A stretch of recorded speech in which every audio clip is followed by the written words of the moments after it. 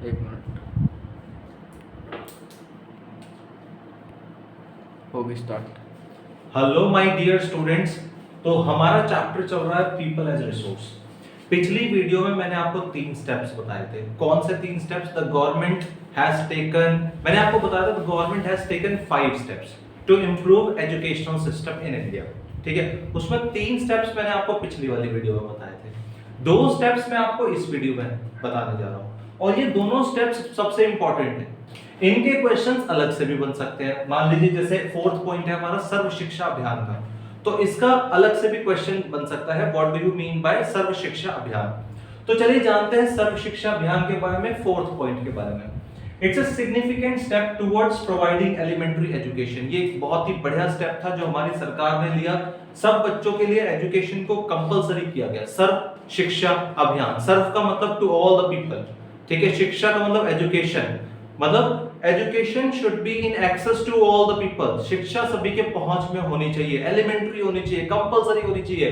तो उसको किस एज ग्रुप में? 6 to 14 इयर्स एज ग्रुप में सरकार ने एजुकेशन को कंपलसरी बनाया।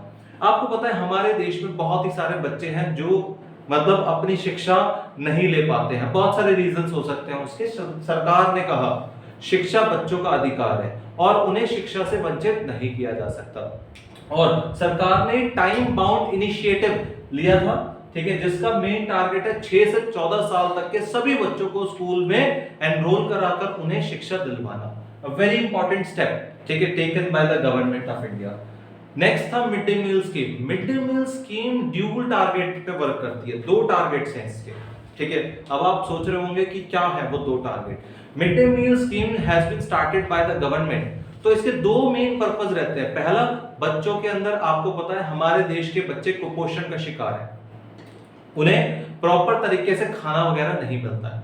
तो इसमें 2 टारगेट है। एक तो बच्चों का न्यूट्रिशनल स्टेटस इंप्रूव किया जाए, ठीक है, और दूसरा बच्चों को जब खाने के लालच में स्कूल में बैठेंगे तो पढ़ेंगे कुछ ना कुछ, ऑब्वियस सी बात है। तो बच्चों को एजुकेटेड बनाना प्लस उनका न्यूट्रिशनल स्टेटस ठीक करना, तो दोनों टारगेट सरकार के हैं इस के थ्रू। तो मिड डे मील स्कीम क्या है? It's a scheme has been implemented to encourage attendance बढ़े, रिटेंशन ऑफ चिल्ड्रन, बच्चे स्कूल में रिटेन करें, रुके, ठीक है, पढ़ाई करें, and improve their nutritional status.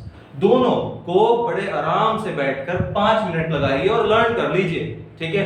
अगर इसको स्क्रीनशॉट ले सकते हैं और स्क्रीनशॉट के थ्रू आप लोग बड़े आराम से लर्न कर सकते हैं।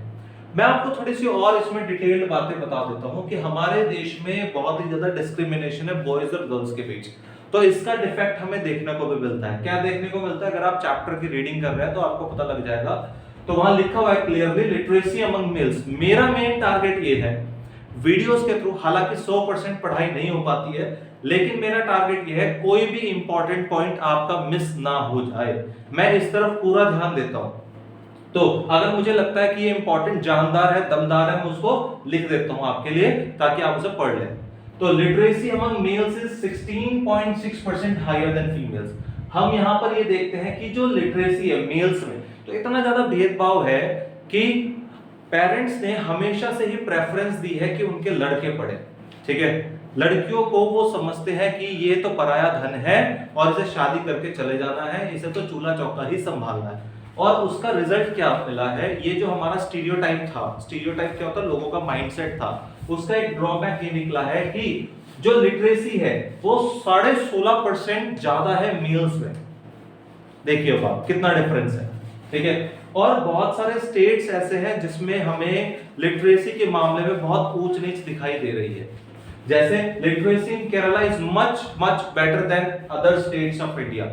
If we compare Kerala and Bihar, see I have written here Kerala में 94% people are educated and Bihar में 62% people are educated। बेटा एजुकेशन बहुत कंपलसरी होती है। The better you will be educated, the better you will be earning। I have already told you। Investment वाली बात जो मैंने बताई थी दिमाग में सेव कर लेना, ठीक है।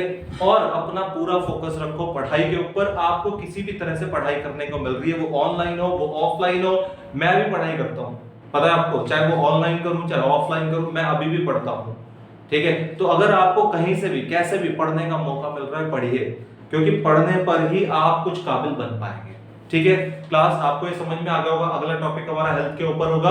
ठीक है, वीडियोस पूरी देखा कीजिए, ध्यान से देखा कीजिए। Thank you class, thank you very much.